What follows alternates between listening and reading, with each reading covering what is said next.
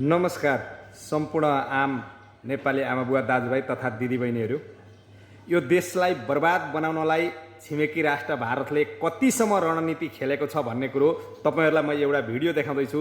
हिन्दीमा बोलेको छ, तपाईहरुले बुझ्नुहुन्छ भने एकजना छिमेकी देश नेपालको लागि जसरी भारतले कस्तो रणनीति रचिरहेको छ भन्ने कुरो पूरा भिडियोमा बताउनु भएको छ। भिडियो हेर्नु त।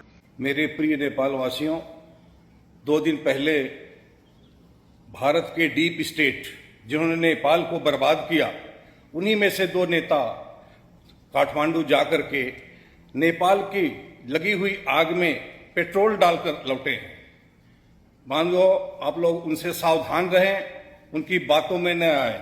ये वही लोग हैं जिन्होंने नेपाल में आतंकवादी क्रांति जिसे कहते हैं, आतंकवादी क्रांति में यही मददगार हैं जिन्होंने नेपाल भारत की धरती पर दिल्ली में, गुड़गांव में, नोएडा में, सिलीगुड़ी में, देहरादून में, जहां जहां उत्तराखंड के पूरे कई स्थानों पर इन्हीं आतंकवादियों की ट्रेनिंग हुई जिसे माओवादी आतंकवादी कहते हैं, और इस ट्रेनिंग में इन लोगों ने मदद की है।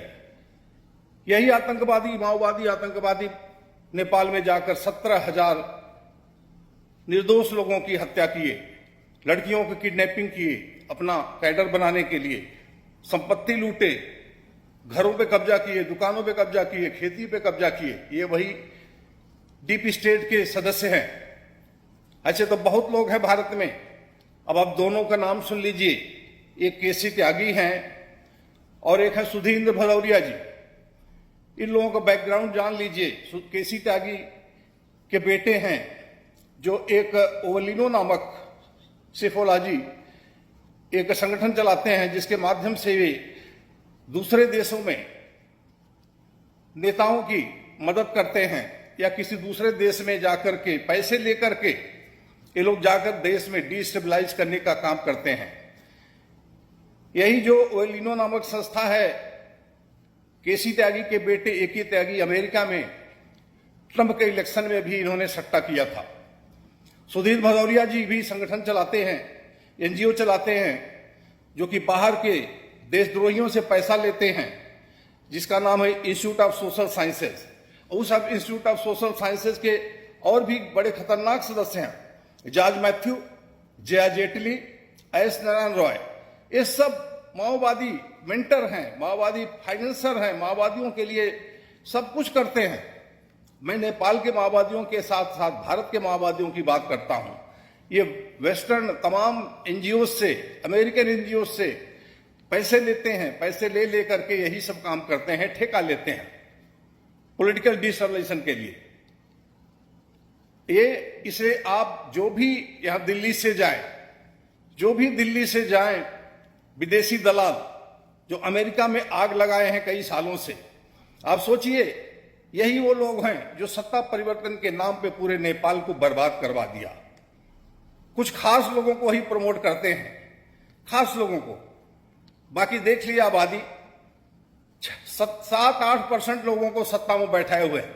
आज देख लीजिए, प्रधानमंत्री वही, राष्ट्रपति वही, सारा मंत्रालय लगभग उन्हीं के पास है, सारे जिलों के लगभग सीडीओ वही, पुलिस चीफ वही, आर्मी चीफ वही, नेपाल के पुलिस चीफ, आर्मी चीफ सब एक ही विचारधारा के। बाकी 85% जनता सत्ता से बाहर है। विकास के नाम पर केवल लूट मची हुई है। जब से राजशाही गई है, ये लुटेरे आए हैं, नेपाल को लूट करके रख दिया है। सारी इंडस्ट्री बंद हो गई है, विकास के नाम पे कुछ भी नहीं है, खेती बिल्कुल नहीं हो पा रही है। जितनी शुगर मिल से सब बंद करवा दिए हैं, केवल जमीनों को कब्जा करवाने के लिए अपने चहेतों से। इसलिए बंधुआ सावधान रहिए। इन इंडियन डीप स्टेट्स के ऐसे सदस्यों पर ध्यान मत दीजिए। ये लोग केवल नेपाल के दुश्मन हैं, नेपाल के दोस्त नहीं हो सकते। जो नेपाल के विकास में कभी मदद नहीं किए, ऐसे लोगों पर से सावधान रहे। हेर्नुभयो तपाईहरुले भिडियो देख्नुभयो नि। हाम्रो छिमेकी राष्ट्र भारतले नेपाललाई बर्बाद बनाउनको लागि कतिसम्म रणनीति रचेको छ र भारतसँग तपाईँ हामी कसरी जोगिनुपर्छ भन्ने कुरो उहाँले स्पष्ट रूपमा एउटा छिमेकी, असल छिमेकीको नाताले उहाँले बताउनु भएको छ। यसमा तपाईँ के भन्नुहुन्छ? कमेन्ट गर्नुहोस् र सचेत नागरिक बन्नुहोस्। कमेन्ट।